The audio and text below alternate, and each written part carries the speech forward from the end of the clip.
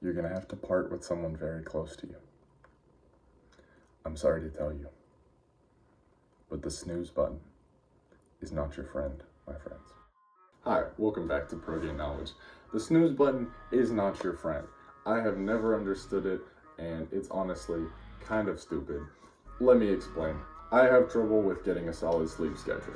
I can admit that, especially in college. You have classes that start at different times, different days of the week. Sometimes they run later, sometimes they're earlier, sometimes you have an 8 a.m., sometimes you have a 10 a.m., whatever. And then, at night, people are more social, you're talking to friends, maybe you have a friend back home in a different time zone, or this or that. So everything is always going to be mixed up and wacky. But one thing is very, very consistent and can help you out quite a lot. You need to realize the snooze button is not your friend. Here's why. Let's say that you have a 9 a.m. class, and so you like to get up at 8 a.m. And let's say that your goal was to go to bed at, 12 to get your 8 hours of sleep. And that doesn't quite happen. You're talking with a friend, you and your friends are out somewhere, or, you guys got a late night meal or whatever. It's a great conversation. Those things happen. So let's say you're going to bed at like 1. The smart thing to do is to go to bed at 1, set your alarm for 8 a.m., get up on the dot, and go get ready, go to class, as you normally do.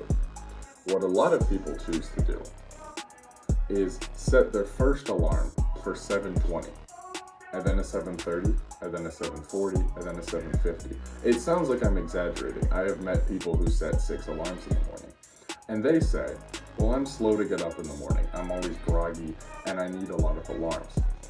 What I would like to point out is that having 5, 6 alarms and waking yourself up initially earlier is actually just cutting down on the high quality sleep you can get. The most important sleep is your continuous sleep, right? The hours together from 1 a.m. to 7 a.m. are much more important than the 20 minutes between 2 alarms, because you're not really getting back into deep sleep. You're going to be kind of fuzzy in and out, in kind of that light sleep, half asleep, just don't want to get up phase yet.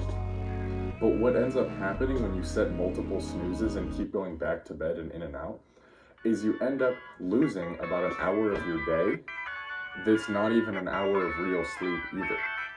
So what I always recommend is get up at the time you need to get up, set the alarm for the latest you can, and get up immediately. If you need to do one of those puzzles to make sure you're awake, if you need to put your alarm across the room, whatever it is. But going to bed at 1 and getting up at 8, 8:15, whatever it is, and getting up on the dot, getting your day moving, getting things rolling, is so much more beneficial because you'll have gotten 7 full hours versus having to set a 7 a.m. alarm, and then a 7:20, and then a 7:40, and 7:50, and 8. Because that whole hour from 7 to 8, you'll have got as continuous sleep rather than broken up sleep because you keep snoozing. So the snooze button is cutting into your actual sleep and just wasting your time. If you needed to get up earlier, just get up earlier on the dot. I know not everyone's a morning person, but laying in bed doesn't help you to wake yourself up more. In fact, it would often be much more beneficial if you're like, I'm not a morning person, but I really need to get up and be awake for this class.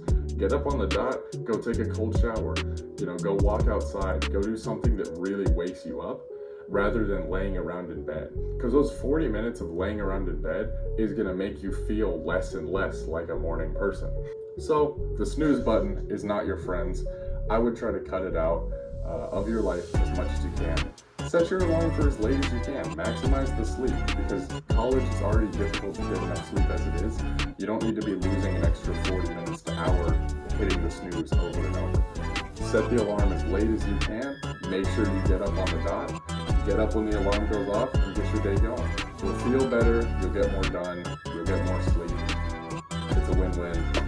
I know it's annoying at first, but you'll get used to it. And I would recommend adding something to really make sure you wake up. Put the alarm across the room, take a cold shower, go outside, whatever it is. I'm Protein Knowledge. Hope you guys enjoy the recommendations here. Thank you guys for watching, and I'll see you guys next time.